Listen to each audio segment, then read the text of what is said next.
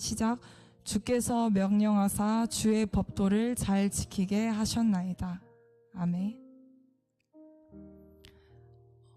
주님께서 명령하사 주의 법도를 잘 지키게 하셨나이다. 이 말씀을 보면 주님이 명령하셔서 우리가 주의 법도를 잘 지키게 되었다라고 말씀하고 있습니다. 이것이 근본적으로 맞는 말입니다. 그러나 우리말 성경에 보면 조금 다르게 표현되어져 있습니다. 주님께서 우리가 주의 법도를 부지런히 지키도록 명령하셨습니다. 이렇게 나와 있습니다. 주님께서 우리가 주의 법도를 부지런히 지키도록 명령하셨다.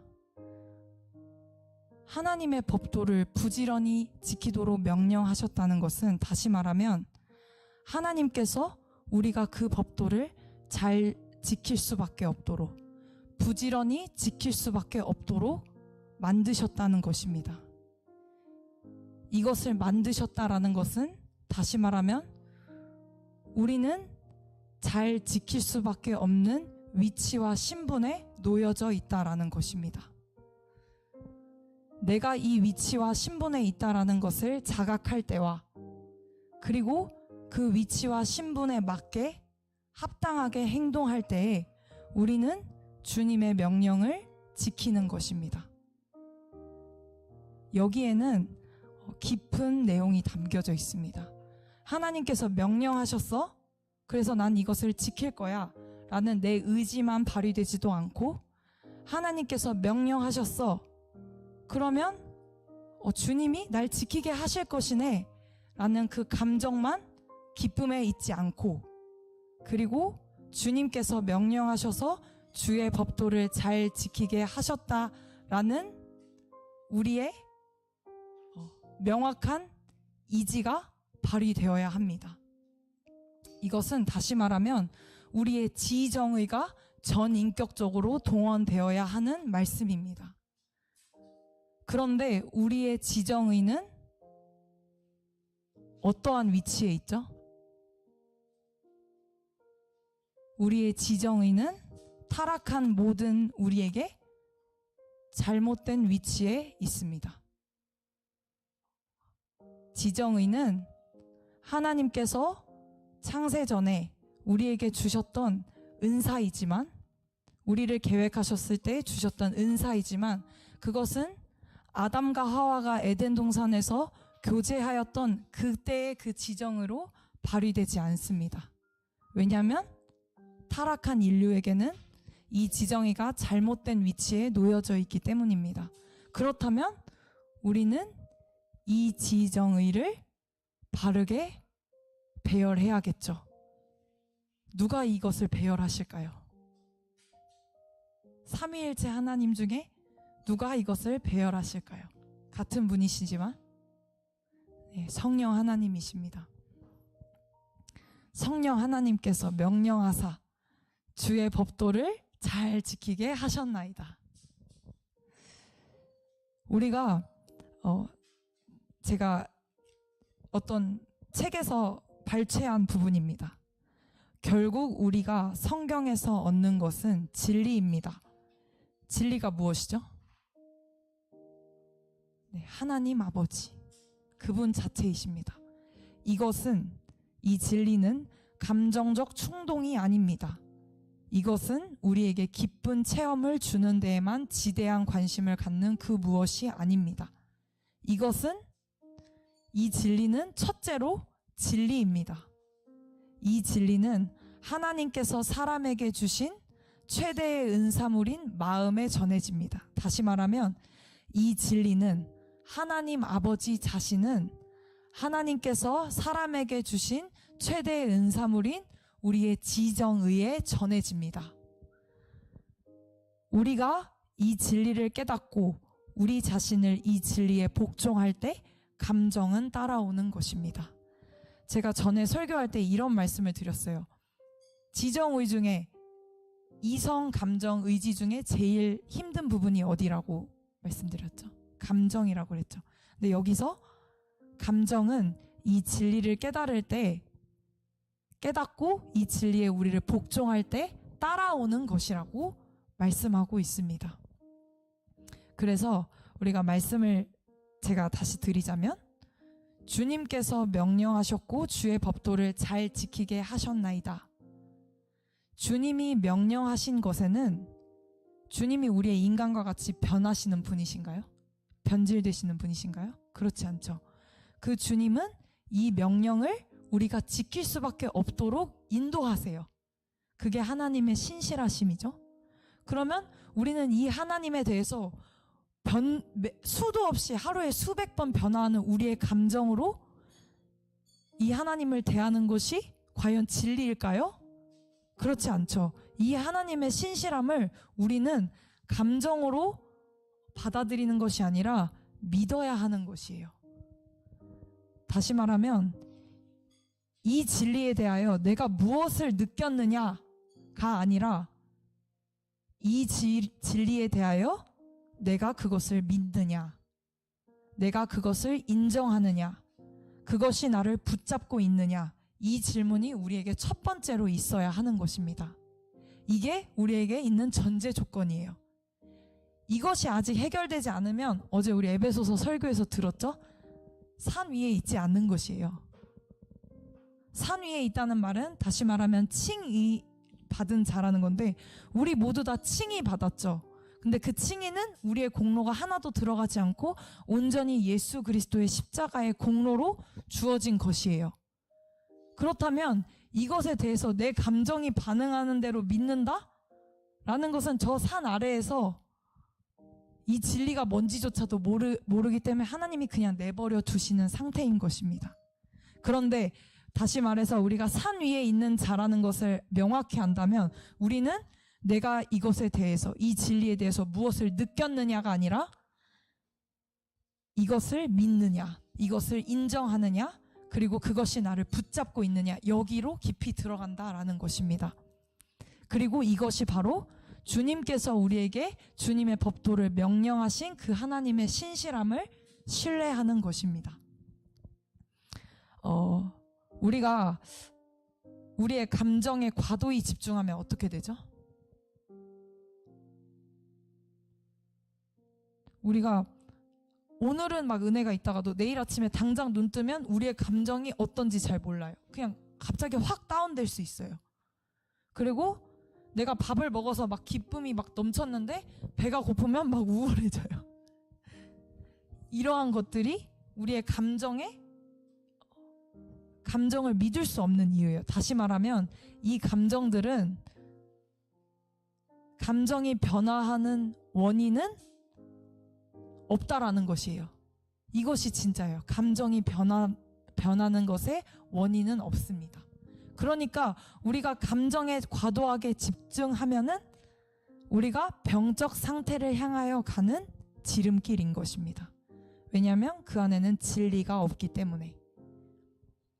그러면 우리가 여기서 중요한 것은 감정에 과도히 집중하지 않아야 하는 것인데, 이것을 우리가 좀 더 실제적으로 말하면 우리는 우리의 영적 체온을 유지하고 영적 맥박을 유지하는 데에 너무 많은 신경을 쓰면 안 된다는 것이에요. 다시 말하면 엄청난 하나님의 계시의 말씀은 우리에게 엄청난 기쁨을 동반하기도 해요.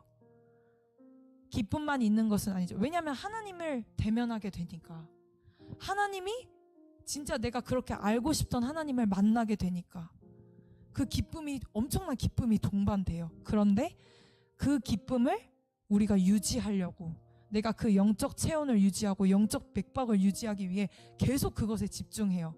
그러면 이것은 우리가 병적 상태로 가는 지름길이라는 거예요. 이게 없을 때 사람들이 어떻게 되는 줄 아세요? 내가 죽고 싶고 우울하게 되고 하나님이 더 이상 살아계시지 않는 것 같고 이것을 말하게 돼요. 그런데 이것은 우리가 그리스도인의 신분과 위치를 잊어버린다라는 것이에요. 단순히 내 감정이 이렇게 다운돼서 이럴 수밖에 없었어 라고 말하지만 사실은 이것은 하나님 앞에서 엄청난 죄악입니다. 그렇기에 우리는 이 훈련을 계속해서 받고 있는 것이에요. 자, 다시 돌아가서 주께서 명령하사 주의 법도를 잘 지키게 하셨나이다. 주님께서는 주님의 법도를 부지런히 지키도록 명령하셨습니다. 우리가 이 부지런히라는 단어를 그러면 빼놓을 수 없겠죠. 부지런히 지켜야 한다. 이 말만 보면은 우리의 의지도 동반되어지는 것처럼 느껴져요. 그런데 우리가 무턱대고 이것을 주장하시는 분은 성령님이신데 우리의 의지가 맘대로 발휘되면 안 되겠죠. 이 의지가 어디에서 발휘되어야 하는지 분명히 알아야 해요. 그러면 우리가 이 의지는 하나님 잘 생각해 보면 이 의지가 우리가 부지런히 지키는 것 같지만 우리의 능력이 아닌 성령에 의해 지켜질 수밖에 없는 것이라는 것을 알아야 합니다. 이게 조금 헷갈릴 수 있어요. 다시 말하면 이 주도권이 나에게 있지 않고 하나님께 있어요. 하나님이 주체가 되셔서 하나님이 진행하시고 하나님이 어떻게 하는지 방법도 알려주세요. 이것이 우리의 의지의 위치를 정확하게 아는 방법입니다. 자, 다시 이것을 좀 더 쉽게 제가 예를 들어서 말씀드릴게요. 빌립보서에서 바울은 주 안에서 항상 기뻐하라, 내가 다시 말하노니 기뻐하라 라고 말해요. 여러분들은 이 기뻐하라 라는 말을 어떻게 받아들이세요? 이주영 집사님 한번 말씀해 주세요. 기뻐하라. 하나님께서 집사님에게 주 안에서 기뻐하라 라고 하셨어요. 그럼 집사님은 어떻게 반응하세요? 이것에?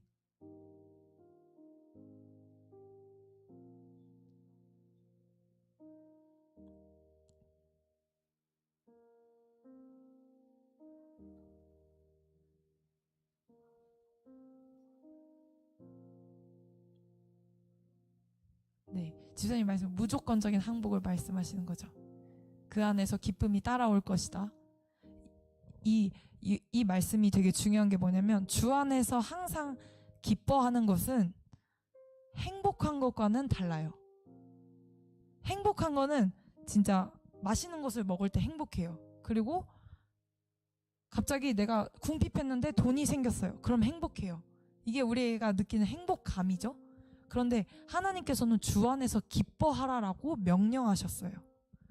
그러면은 이 명령하신 것은 우리가 기뻐할 수밖에 없다라고 인도되어지는 것인데 우리는 행복하다는 것과 기쁘다는 것을 명확하게 구분 지을 줄 알아야 해요.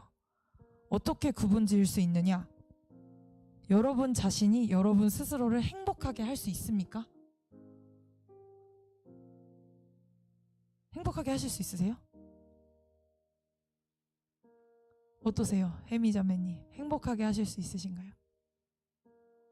네, 아까도 말했지만 우리가 기분이 나빠지는 그 감정은 원인이 없기 때문에 우리 스스로 행복하게 할 수 없어요. 그러나 우리는 우리 자신을 그러면 어떻게 할 수 있을까요? 행복하게 할 수 없으니까 어떻게 할 수 있죠?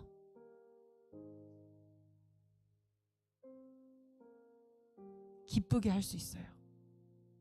왜냐? 주님이 명령하신 것이니까. 주님이 하시니까. 여러분은 주 안에서 항상 기뻐할 것입니다. 행복함은 우리 안에 있는 것이며 기뻐함은 주 안에 있습니다. 우리 안에 있는 행복감은 얼마 가지 못해요. 그리고 우리 스스로도 그 행복감을 만들어낼 수 없어요.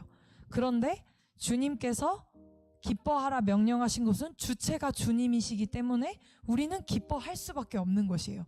사실 이 말씀만 보면은 어떻게 기뻐해, 기쁨이 없는데 이렇게 받아들일 수 있잖아요. 그런데 여기서 중요한 것은 주체가 하나님이시라는 것입니다. 그래서 우리는 주 안에서 기뻐할 수 있습니다. 그렇다면 이제 더 중요한 것은 주 안에서 기뻐하는 것과 행복감을 느끼는 것 사이에 구분선을 명확하게 지을 줄 알아야 돼요. 이거는 헷갈릴 수 있기 때문에. 그 고린도후서 4장에 보면 우리가 사방으로 우겨쌈을 당하여도 쌓이지 아니하며 답답한 일을 당하여도 낙심하지 아니하며 핍박을 받아도 버림받지 아니하며 거꾸러뜨림을 당하여도 망하지 아니하고. 이 사도 바울은 행복한 사람은 아니에요.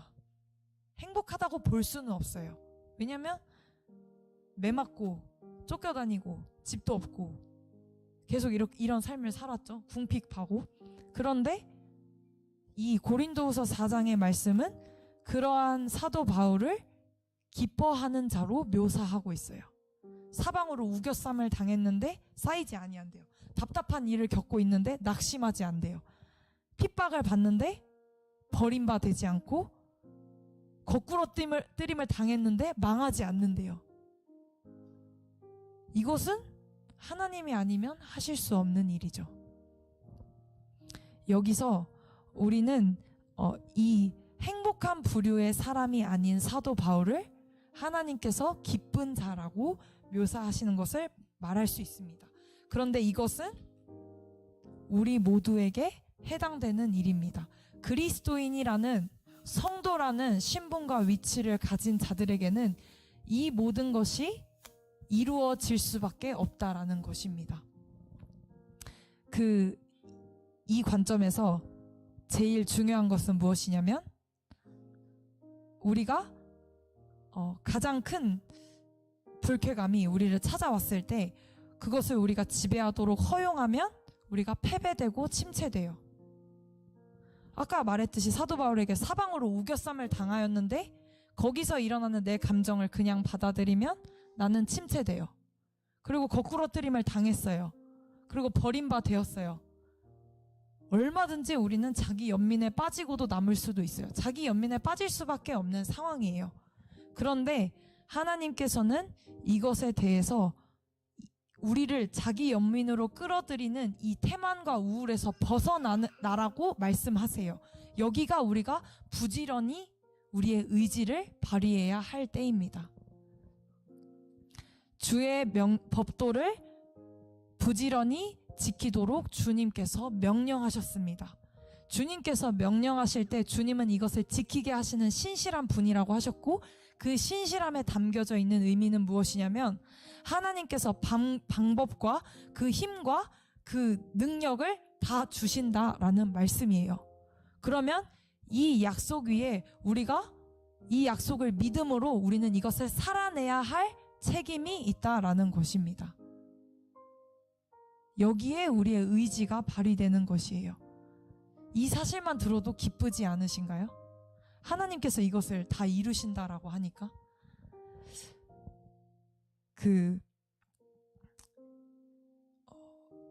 이 말을 들어도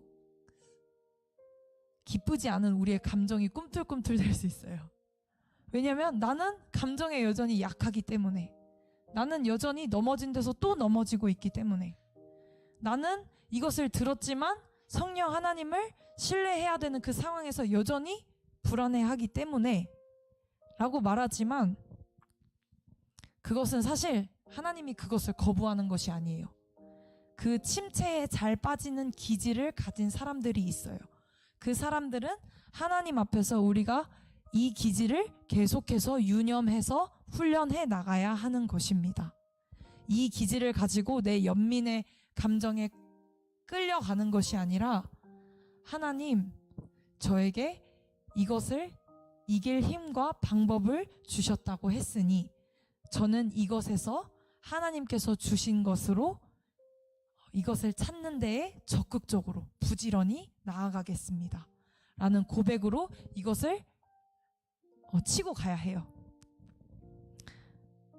다시 말하지만 우리는 우리의 감정을 믿는 것이 아니라 하나님의 진리를 붙들어야 하는 것입니다. 이것을 믿느냐, 이것을 인정하느냐, 이것이 나를 붙잡고 가고 있느냐, 이것을 기억하셔야 해요. 그렇다면 이것이 우리를 어떠한 열매로 인도하느냐, 이것이 더 궁금하겠죠. 우리가 이 하나님을 인정하고 믿고 그리고 이것이 나를 붙들 때 우리는 우리가 맺을 수 없는 성령의 열매들이 맺혀요. 그리고 아까 말씀드렸듯이 우리가 침체되는 기질을 가지고 있다고 해보세요. 감정에 약한 사람이 있고 우울함이 많은 사람이 있어요. 그런데 이 사람들의 우울함이 많은 사람, 그리고 분노가 많은 사람, 이런 사람들은 대개 보면 이것만 가지고 있지 않아요.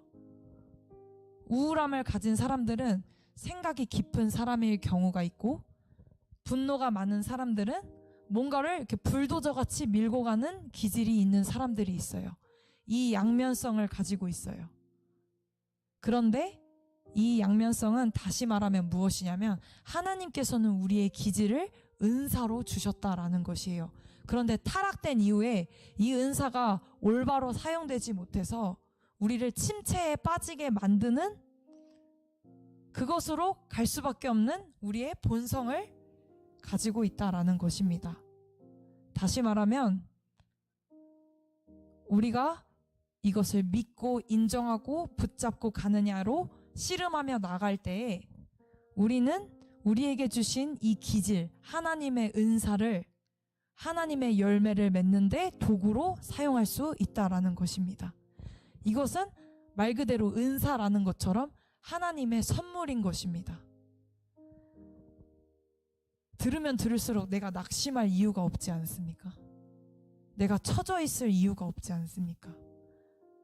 나에게 하나님이 이 약속을 주셨다라는 것은 나를 그 기질대로, 하나님이 주신 그 기질대로, 하나님의 올바른 방향대로 사용하시겠다는 것이에요.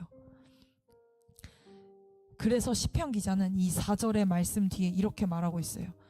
내 길을 굳게 정하사 주의 율례를 지키게 하소서. 내가 주의 모든 계명에 주의할 때에는 부끄럽지 아니하리이다. 내가 주의 의로운 판단을 배울 때에는 정직한 마음으로 주께 감사하리이다. 내가 주의 율례들을 지키오리니 나를 아주 버리지 마옵소서. 시편 기자는 이 하나님의 약속을 가지고 기도하고 있어요. 기도한다는 것은 무슨 말씀이냐면, 하나님의 이 약속이 나를 통해 이루어질 것을 내가 신뢰합니다.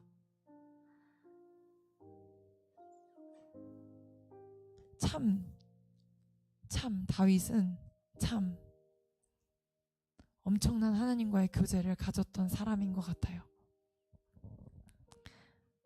이 하나님께서 처음 119편 1절 2절을 보면, 행위가 온전하여 여호와의 율법을 따라 행하는 자들은 복이 있으며 여호와의 증거들을 지키고 전심으로 여호와를 구하는 자는 복이 있도다. 이게 탁 어렵게 느껴지죠. 행위, 나는 오늘 똑바로 살았는가? 나는 오늘 전심으로 여호와를 구했는가? 이것부터가 우리한텐 걸려요. 그런데 하나님께서는 이 어렵다고 느껴지는 이 율법이 절대 우리를 속박하거나 우리의 자유를 제한하는 것이 아니라, 다윗이 늘 고백했던 것처럼 내가 주의 율례들을 즐거워하나이다. 우리를 순종으로 이끌 수밖에 없는 하나님 예수 그리스도라는 것이에요. 그 주님께서 우리에게 이 율례들을 지키도록 인도하고 계십니다. 아까 말씀드렸듯이 우리가 주 안에서 기뻐하고 우리가 사방으로 우겨쌈을 당하여도 쌓이지 않으며 우리의 지정의를 하나님 안에서 바른 위치에 놓는 것은 지정의 그 자체에 집중하는 것이 아니라 성령 하나님께 집중하는 것입니다. 이 지정의는, 이성은 먼저 이 하나님의 진리를 바로 알아야 하죠. 주께서 명령하사 주의 법도를 잘 지키게 하셨나이다. 아멘. 이러고 끝나면 우리가 이 말씀을 우리의 이지를 사용해서 명확하게 이해한 것인가요? 그렇지 않아요. 하나님께서는 누가 주체이시고 이 말씀을 왜 주셨고 이 말씀 안에서 우리에게 무엇을 말하시는가를 우리의 이지를 사용해서 명확하게 알라고 말씀해요. 그리고 우리의 감정에 집중하는 것이 아니라 이 이지에 의한 정확한 말씀을 가지고 우리의 감정을 처리하는 방법을 배워가는 거죠. 아까 말했던 기뻐함과 행복함을 구분하면서, 주 안에서 기뻐하라는 명령은 성령께서 명령하신 것이고 나는 이것을 지킬 수밖에 없는 자이다. 우리의 기쁨은 여기에 있는 것이죠. 그것 외에 우리가 낙심해져 가는, 침체되어져 가는 감정들은 그러니까 처리하고 가야 돼요. 그리고 이 처리를 못하는 것은 제가 아까 다시 말씀드리지만 산 아래에 있는 자들이에요. 산 위에 있는 자들은 절대 이럴 수 없습니다. 그리고 마지막, 의지. 의지는 이 감정을 처리하는 데 있는 것은, 발휘하는 의지는 사실은 얕은 수준에 있는 사람입니다. 왜냐하면 내가 이미 산 위 고지에 있는 자들은 이 감정들이 처리되어져서 내가 무엇을 바라봐야 하고 침체되어 있는 다른 영혼들을 향해 내 파수꾼의 위치에 있으므로 그것을 명확하게 감당할 것에 이미 집중되어 있어요. 나에게 집중할 것은 이 부분이야 라고 이 감정들을 처리하고 가요. 그러니까 다시 말하면 우리의 의지는 내 감정을 언제나 헐떡헐떡거리면서 치우고 가는 거기에 발휘될 것이 아니라, 침체되어 있고 하나님의 말씀을 들음에도 낙심해 가고 있는 저 영혼을 향해, 하나님, 내가 어떻게 저 영혼을 향해 하나님의 말씀을 선포할 수 있습니까? 어떻게 에스겔과 같이 그 파수꾼의 역할을 감당할 수 있습니까? 그 모든 것의 주체와 방법을 하나님께서 알려주시니까 나는 그냥 가는 것이에요. 이것을 잡아 끌어내리는 모든 감정들은 다 치고 가는 것입니다. 그래서 자극을 찾는 일을 계속하지 마시고 의의를 찾으십시오. 여러분 자신을 향하여, 여러분 감정을 향하여 말하십시오. 나는 감정에 대하여 걱정할 시간이 없다. 나는 그 밖에 다른 무엇에 관심이 있다. 나는 행복하기를 원하지만 그보다 더 의롭게 되기를 원한다. 거룩하게 되기를 원한다. 나는 나의 주님처럼 되기를 원한다. 나는 주님이 사셨던 것처럼 이 세상을 살기를 원한다. 나는 주님이 걸어갔던 것 같이 걸어가기를 원한다.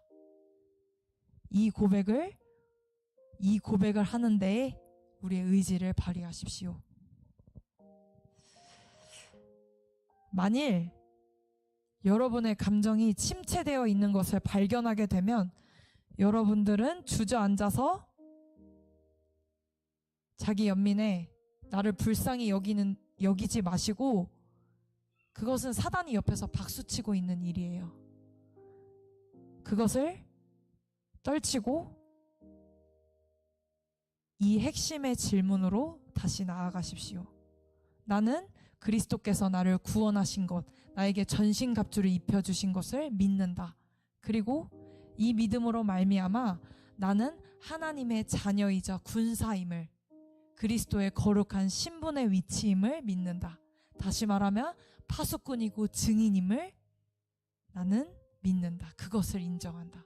내 신분과 위치, 나의 자격은 그것이다. 그리고 그 다음에 이 자격을 힘입은 자들은 기쁠 수밖에 없죠. 이 기쁨으로 무엇을 말해야 할까요? 마지막 질문. 이것이 나를 붙잡고 있는가? 내 전인격, 지정의를 붙들고 있는가?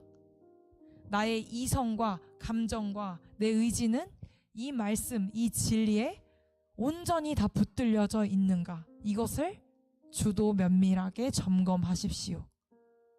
그 이후에 우리는 그냥 성령의 열매들이 맺힐 수밖에 없어요. 성령의 열매는 무엇을 목적으로 위한 것입니까? 하나님의 가장 큰 계명, 하나님을 사랑하고 내 이웃을 사랑하는 그것에 우리가 어느새 그것을 행하고 있는 우리를 보게 될 것입니다. 할렐루야. 기도하겠습니다. 살아계신 하나님, 십자가의 죽음과 부활은 이 세상 누구도 줄 수 없는 가장 큰 영광이자 가장 큰 선물입니다. 하나님, 우리가 그 죽음으로, 예수님의 죽음으로 우리가 죽어졌고 예수님의 부활로 우리가 연합된 생명을 누리는 자들입니다. 이 위치와 신분을 기억하게 하시고 더 이상 나를 침체케 하는, 나의 영적 체험만을 유지하려는 그런 가짜는 생각들을 내박치게 하옵소서. 그리고 담대하게 그리스도의 군사로서 하나님이 보시는 그 영혼들을 향해 나아가게 하옵소서. 감사드리며 예수님의 이름으로 기도드렸습니다. 아멘. 우리 웨이메이